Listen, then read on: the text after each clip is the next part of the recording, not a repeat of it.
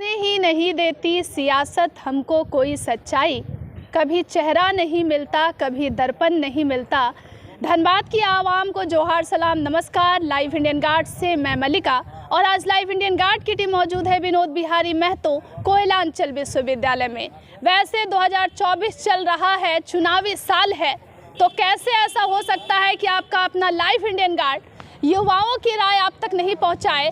आखिर किसको टिकट मिलना चाहिए धनबाद से, क्योंकि सियासत जो है वो शुरू हो चुका है। तैयारियां जो है चुनाव के मद्देनज़र चारों तरफ चल ही रही है, लेकिन धनबाद से कैसे कैंडिडेट को उतारा जाए और बाहरी और भीतरी ये जो शब्द है वो जो यूज में आ रहा है, ट्रेंड में आ रहा है, उसकी सही परिभाषा को समझने के लिए मेरे साथ आज मौजूद है दुलाल जी। मैं उनसे जानना चाहूँगी 24 में आखिर होने वाला क्या है। पहले तो बहुत स्वागत है दुलाल जी। धन्यवाद। बताइएगा, आपकी झारखंड में हम रहते हैं, लेकिन झारखंड के कितने चेहरे हैं जिनको लोकसभा में अभी जगह मिलने वाली है, उन्हें टिकट मिलने वाला है? जी 11 लोकसभा क्षेत्र में भाजपा ने अपने प्रत्याशी घोषित किए हैं जी। बाकी कांग्रेस ने और जेएमएम ने अभी तक प्रत्याशी घोषित नहीं किया है। और जहां हम हैं धनबाद लोकसभा, इसमें भी भाजपा के कई नाम चर्चा में हैं। यहाँ के वर्तमान विधायक धनबाद के राज सिन्हा हैं, बागमारा के विधायक ढुल्लू महतो है, बोकारो से भी आपके बिरंची नारायण है, कई नाम चर्चा में हैं। लेकिन सिर्फ वो पार्टी ही तय करती है और पार्टी ही उसको टिकट दे रही है और यह पार्टी ही निर्णय ले रही है कि ये नाम चर्चा में है। जनता किसको चाहती है चर्चा में नहीं है। सबसे पहला बात ये होना चाहिए कि जनता के बीच कौन चर्चा में है और उसको टिकट देना चाहिए। और मेरी ये सलाह होगी कि पार्टी उसे टिकट दे जो जनता के बीच चर्चा में है। आपके अनुसार जनता के बीच में कौन चर्चे में है? देखिए, सबसे पहले नया यूथ को आना चाहिए जी। अब जितने भी कम से कम 60 प्लस तो नहीं होना चाहिए सांसद मेरे हिसाब से, क्योंकि आज की जो ज़रूरत है युवाओं को, शायद वैसे लोग नहीं उठा पाते हैं उन मुद्दों को। इसलिए कुछ ऐसा युवा जोश आना चाहिए जो हमारी तकलीफ़ों को, हमारी ज़रूरतों को समझ सके। आज के हिसाब से मॉडर्न युग में टेक्नोलॉजी के साथ वो समझ सके, क्योंकि कई लोग ऐसे हैं जो आज की बेसिक चीज़ों को समझ नहीं पाते हैं। देखिए, नाला रोड तो सभी बनाते हैं, लेकिन युवाओं को क्या ज़रूरत है, यूनिवर्सिटी में जो पढ़ रहे हैं हम लोगों को क्या ज़रूरत है, ये सारी चीज़ें कहीं ना कहीं जो उम्रदराज होते हैं वो समझ नहीं पाते हैं। तो एक बात मुझे बताइएगा, जो बाहरी भीतरी शब्द झारखंड में जो एक लहर की तरह बना हुआ है, आपके अनुसार इसकी सही परिभाषा क्या है?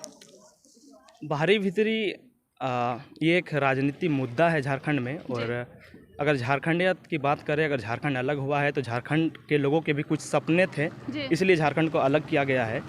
अगर हम बाहरी सांसद को यहाँ टिकट देते हैं कोई भी पार्टी, तो उसका पूर्ण रूप से कहीं ना कहीं झारखंडी सपने को दरकिनार करने का काम दोनों ही राष्ट्र पार्टी करती है।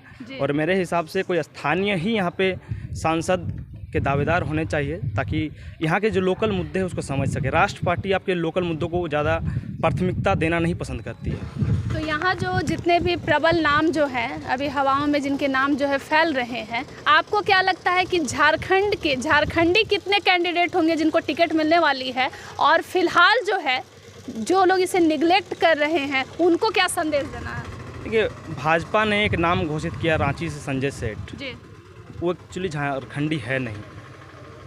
तो जब पार्टी वैसे लोगों को चयन करती है तो पार्टी से उम्मीद भी कम रखते हैं। बाकी पार्टी का अपना एक रूल नियम है, किस तरह वो टिकट देते हैं। वो सिर्फ सीट निकालने पर विश्वास रखते हैं या समस्या को हल करने का, या सिर्फ 400 पार करने का नारा के साथ टिकट दिए हैं, कि उनकी अलग ये है। लेकिन सांसद जो होना चाहिए वो लोकल ही होना चाहिए। सांसद लोकल होना चाहिए, बिल्कुल। एक चीज़ मुझे बताइएगा, अभी जब लोग वोट देने का जब समय आएगा, वक्त आएगा, तो 32 खतियान, नियोजन नीति, इस तरीके के मुद्दे को लेकर हर पार्टी सबके लगभग मिलते जुलते ही मुद्दे रहेंगे और लोगों के बीच में जाएंगे।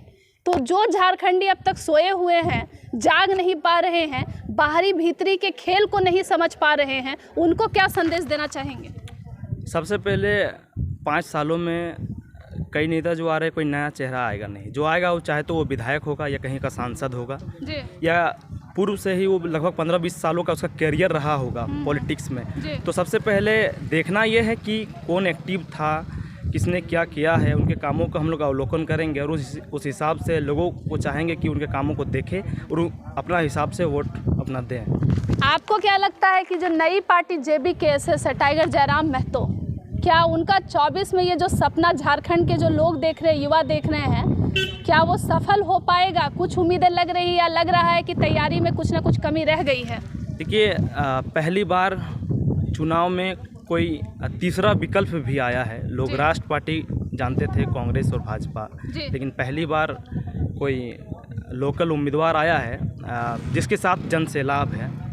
और युवा हो या बुजुर्ग हो या माताएं हैं, उनकी सभा में लोग उमड़ते हैं, सैलाब की तरफ पहुंचते हैं।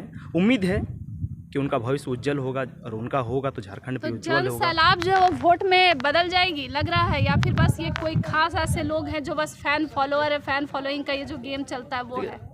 जहाँ तक बातें सामने आती है कि बिना धनबल के लोग जयराम महतो के साथ जुड़ते हैं, उनके कार्यक्रमों में पहुंचते हैं, माताएं भी बतौर पहुंचती है, तो लगता है कि वोट में तो कन्वर्ट होगा। अब कितना सफल होता है वो चुनाव के बाद पता चलेगा। तो चुनाव में जो फंडिंग की जो आवश्यकता होती है, तो फिलहाल नई पार्टी है JBKSS, वैसे लोग नहीं है जो बहुत ज़्यादा धन बल प्रभाव से लोगों को अपनी ओर खींच सकते हैं। तो और क्या क्या चुनौती है JBKSS झारखंड में, उनके लिए क्या क्या आपको लग रहा है? JBKSS का भविष्य उज्जवल हो सकता है, लेकिन पार्टी की फंडिंग वो तो पार्टी के जो लोग हैं वही लोग बता पाएंगे। हमको इस विषय में कोई जानकारी नहीं है।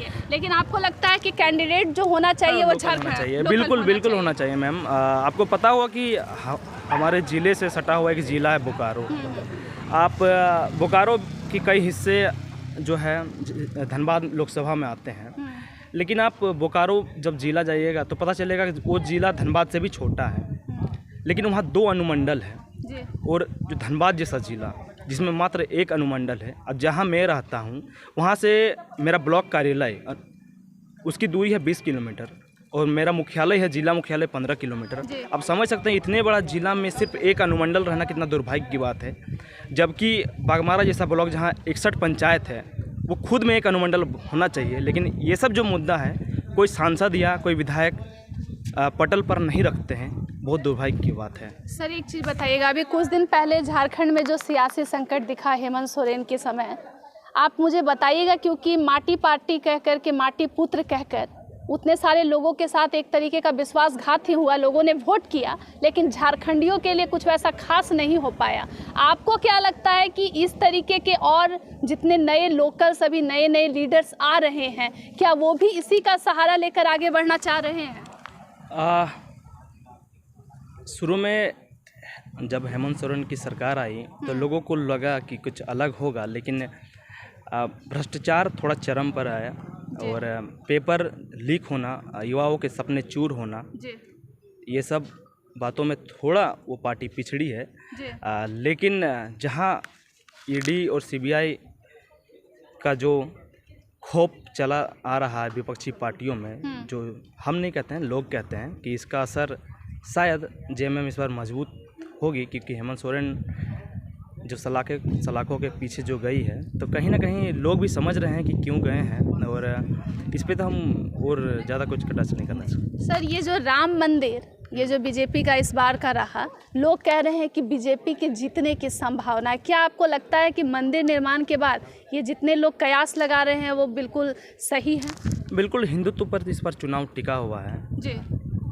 जिस तरह तो सब मोदी लहर में ही फंसने वाले हैं इस बार फिर? देखिए, मोदी का लहर है, उससे कोई बच नहीं पाया है आज तक, ये सच्चाई है। मोदी का लहर, आप देखिए, मोदी का लहर से कोई बच नहीं पाया है। तो बाकी इंडिया गठबंधन इस बार कुछ अलग की है। इंडिया गठबंधन में सारे दल मिलके एक साथ आए हैं। हो सकता है इस बार चुनाव टक्कर का हो, लेकिन ये बात साफ है कि मोदी लहर से कोई नहीं बच पाया। झारखंड में फिलहाल अंतिम सवाल है, किसकी लहर को देख रहे हैं?